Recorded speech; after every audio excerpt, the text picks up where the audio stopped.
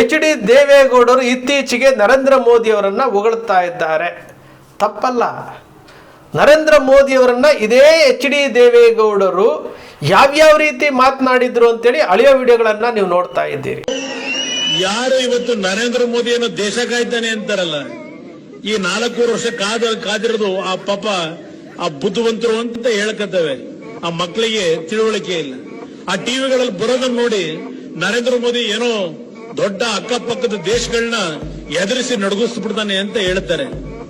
ಯಾರನ್ನ ಯಾರು ನಡಗಿಸ್ತಾರೋ ಗೊತ್ತಿಲ್ಲ ನನಗೆ.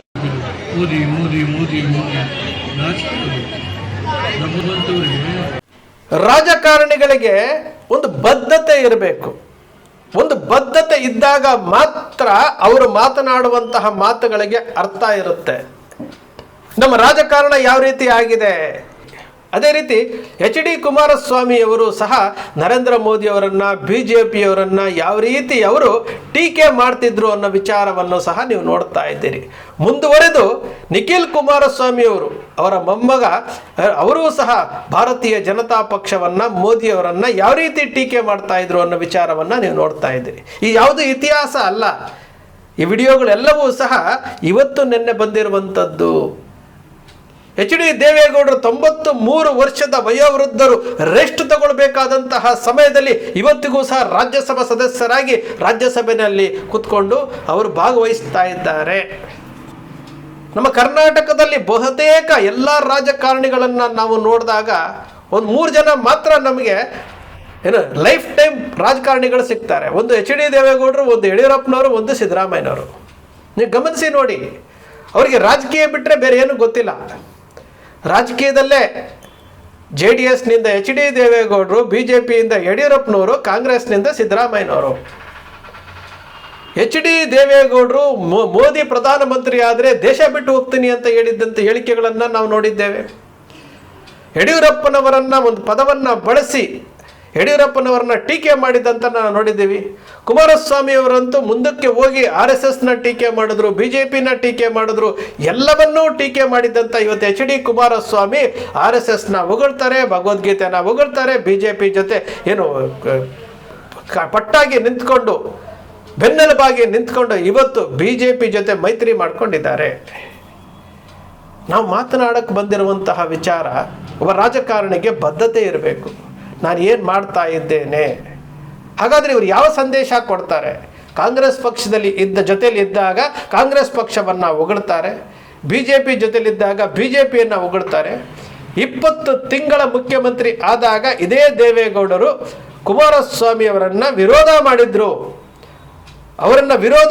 BJP ಜೊತೆ ಹೋದಾಗ ಅವರನ್ನು ವಿರೋಧ ಮಾಡಿದಂತಹ ಎಚ್ ಡಿ ದೇವೇಗೌಡರು ಈಗ ಕುಮಾರಸ್ವಾಮಿಯವರನ್ನು ಹೊಗಳ್ತಾರೆ. ಯಾವ ಮಾರ್ಗದರ್ಶನ ಕೊಡ್ತಾ ಇದ್ದಾರೆ ಗೊತ್ತಿಲ್ಲ. ಇವತ್ತು ನಾವು ಯಾವ ಸಂದೇಶವನ್ನು ರಾಜಕಾರಣಿಗಳಿಂದ ಪಡಿಬೇಕು ಅನ್ನೋದೇ ಗೊತ್ತಿಲ್ಲ. ಸಿದ್ದರಾಮಯ್ಯನವರು JDS ಅಲ್ಲಿದ್ದಾಗ ಕಾಂಗ್ರೆಸ್ ಪಕ್ಷದ ಎಲ್ಲ ಸಚಿವರನ್ನ ಜೈಲಿಗೆ ತಳ್ಳೋದಕ್ಕೆ ಜೈಲೊಂದು ಕಟ್ಟಿಸ್ತೀವಿ ಅಂತ ಹೇಳಿದಂಥ ಸಿದ್ದರಾಮಯ್ಯನವರು ಅದೇ ಕಾಂಗ್ರೆಸ್ ಪಕ್ಷಕ್ಕೆ ಹೊರಟೋಗ್ತಾರೆ. ಯಡಿಯೂರಪ್ಪನವರು ಏನು JDSನ ಕುಮಾರಸ್ವಾಮಿಯವರನ್ನ ನಂಬಿಕೆ ದ್ರೋಹಿ ನೀನು ಅಂತ ಹೇಳಿದಂಥ ವಿಧಾನಸಭೆಯಲ್ಲಿ ಹೇಳಿದ್ದಂತಹ ಯಡಿಯೂರಪ್ಪನವರು ಇವು ಯಾವುದೂ ಸಹ ಸೃಷ್ಟಿ ಅಲ್ಲ, ಎಲ್ಲ ದಾಖಲೆಗಳಿರುವಂಥದ್ದು. ರಾಜಕೀಯದಲ್ಲಿ ವಿಧಾನಸಭೆಯಲ್ಲಿ ಯಡಿಯೂರಪ್ಪನವರು ವಿಶ್ವಾಸ ದ್ರೋಹಿ ಅಂತ ಹೇಳಿದ್ದಂಥದ್ದು, ವಚನ ಭ್ರಷ್ಟ ಅಂತ ಹೇಳಿದ್ದಂತಹ ಯಡಿಯೂರಪ್ಪನವರು ಕುಮಾರಸ್ವಾಮಿಯವರ ಜೊತೆ ಸೇರಿಕೊಂಡು ಇವತ್ತು ಒಂದೇ ಪಕ್ಷ ಮೈತ್ರಿ ಮಾಡಿಕೊಂಡು ಇವತ್ತು ಚುನಾವಣೆಗಳನ್ನು ಎದುರಿಸ್ತಾ ಇದ್ದಾರೆ.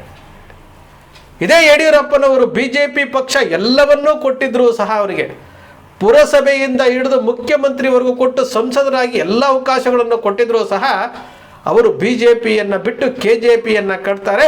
ಹಾವೇರಿ ಕಾರ್ಯಕ್ರಮದಲ್ಲಿ BJPಯನ್ನು ಹಿಗ್ಗಾಮುಗ್ಗ ಬೈತಾರೆ. ಅವರು ಅದಾದ ನಂತರ BJPಗೆ ಸೇರ್ಪಡೆ ಮಾಡ್ಕೊಳ್ತಾರೆ, BJPನ ಹೊಗಳ್ತಾರೆ, ಮತ್ತೊಮ್ಮೆ ಮುಖ್ಯಮಂತ್ರಿ ಆಗ್ತಾರೆ.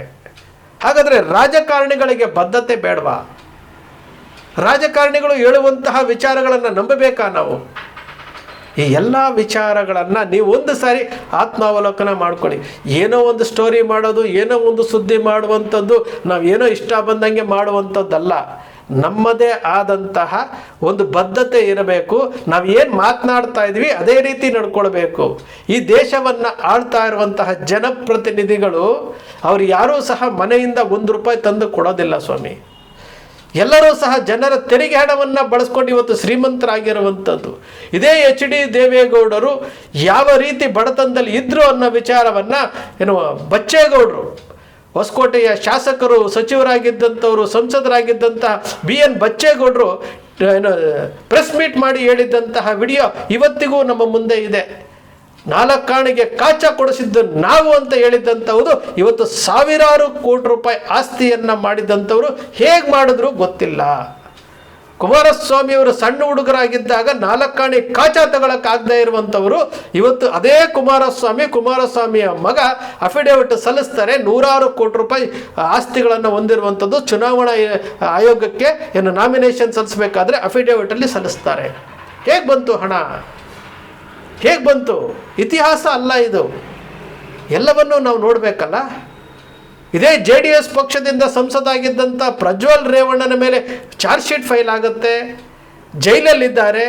ಇವತ್ತಿಗೂ ಸಹ ತಮ್ಮ ಪಕ್ಷದ ಒಬ್ಬ ಸಂಸದ ತಮ್ಮ ಮೊಮ್ಮಗ ಈ ರೀತಿ ತಪ್ಪು ಮಾಡಿದ್ದಾನೆ ಅಂತೇಳಿ ಇವತ್ತಿನವರೆಗೂ ಸಹ HD ದೇವೇಗೌಡರಾಗಲಿ, ಕುಮಾರಸ್ವಾಮಿಯವರಾಗಲಿ, ಇವರಾಗಲಿ ಯಾರೂ ಸಹ ಅವರನ್ನು ಆ ವಿಚಾರವನ್ನು ಖಂಡಿಸಿಲ್ಲ. ಯಾವ ಸಂದೇಶ ಕೊಡಲಿಕ್ಕೆ ಹೋಗ್ತಾ ಇದ್ದಾರೆ ದೇಶಕ್ಕೆ? ಯಾವ ಸಂದೇಶ? ಚುನಾವಣೆ ಗೆಲ್ಲೋದು ಅಷ್ಟೇ ಮುಖ್ಯನಾ? ದೇಶವನ್ನು ಉಳಿಸ್ಬೇಕು, ರಾಜ್ಯವನ್ನು ಉಳಿಸ್ಬೇಕು. ಕುಮಾರಸ್ವಾಮಿ 2 ಬಾರಿ ಮುಖ್ಯಮಂತ್ರಿ ಆಗಿದ್ರಲ್ಲ, ಯಾವ ಸಂದೇಶ ಕೊಟ್ಟರು? ಯಾವ ವಿಚಾರಗಳನ್ನು ಮುಂದಿಟ್ಟರು? ನಾವು ಹೇಳಬೇಕಲ್ಲ. ನಾನು ಕುಮಾರಸ್ವಾಮಿ ಅವರನ್ನು ಟೀಕೆ ಮಾಡ್ತಾ ಇಲ್ಲ, ನಾನು ಸಿದ್ದರಾಮಯ್ಯನವ್ರನ್ನ ಟೀಕೆ ಮಾಡ್ತಾ ಇಲ್ಲ, ಯಡಿಯೂರಪ್ಪನವ್ರನ್ನ ಟೀಕೆ ಮಾಡ್ತಾ ಇಲ್ಲ, ದೇವೇಗೌಡರನ್ನ ಟೀಕೆ ಮಾಡ್ತಾ ಇಲ್ಲ.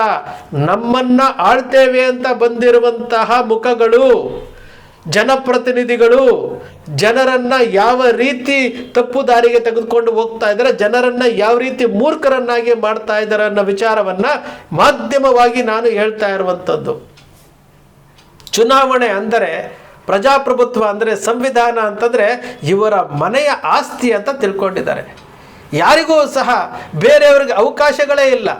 ಯಡಿಯೂರಪ್ಪ ಅವರ ಕುಟುಂಬದ ಮಕ್ಕಳನ್ನು ಬೆಳೆಸಬೇಕು, HD ದೇವೇಗೌಡರು ಅವ್ರ ಕುಟುಂಬದವರ ಮಕ್ಕಳನ್ನು ಬೆಳೆಸಬೇಕು, ಸಿದ್ದರಾಮಯ್ಯನವರು ಅವರ ಮಕ್ಕಳನ್ನು ಬೆಳೆಸಬೇಕು. ಇಷ್ಟೇ. ಒಂದೊಂದು ಜಿಲ್ಲೆಯಲ್ಲಿ ಒಂದೊಂದು ರೀತಿ ಹೋದರೆ ಹಾಗಾದರೆ ಪ್ರಜಾಪ್ರಭುತ್ವದಲ್ಲಿ ಯಾವ ವ್ಯಕ್ತಿನೂ ಸಹ ಚುನಾವಣೆಗೆ ನಿಲ್ಲಬಾರ್ದ? ಒಬ್ಬ ಸಾಮಾನ್ಯ ವ್ಯಕ್ತಿ ಚುನಾವಣೆಗೆ ನಿಲ್ಲಬಾರ್ದ? ನಿಲ್ಲದಾರದಂಥ ಪರಿಸ್ಥಿತಿಯನ್ನು ಉಂಟು ಮಾಡಿದ್ದಾರೆ. ಯಾರು ಮಾಡಿದ್ರು? ಆಪರೇಷನ್ ಕಮಲದ ಮೂಲಕ ಒಂದು ಓಟಿಗೆ 500 ರೂಪಾಯಿಯನ್ನು ಪರಿಚಯ ಮಾಡಿದ್ದಂಥ ರೆಡ್ಡಿ ಬ್ರದರ್ಸ್ನ ಮೂಲಕ ಪರಿಚಯ ಮಾಡಿದ್ದು ಇದೇ ಯಡಿಯೂರಪ್ಪನವರು. ಇವತ್ತು ಒಂದು ಓಟಿಗೆ 5,000 ರೂಪಾಯಿ ವ್ಯಾಲ್ಯೂ. ಇವತ್ತು ದಾವಣಗೆರೆ ಬೈ ಎಲೆಕ್ಷನ್ ಆಗ್ತಾ ಇದೆ, ಬಾಗಲಕೋಟೆ ಎಲೆಕ್ಷನ್ ಆಗ್ತಾ ಇದೆ. ನೋಡಿ, ಒಂದು ಓಟಿಗೆ 5,000 ರೂಪಾಯಿ ಚಲಾವಣೆ ಆಗುತ್ತೆ.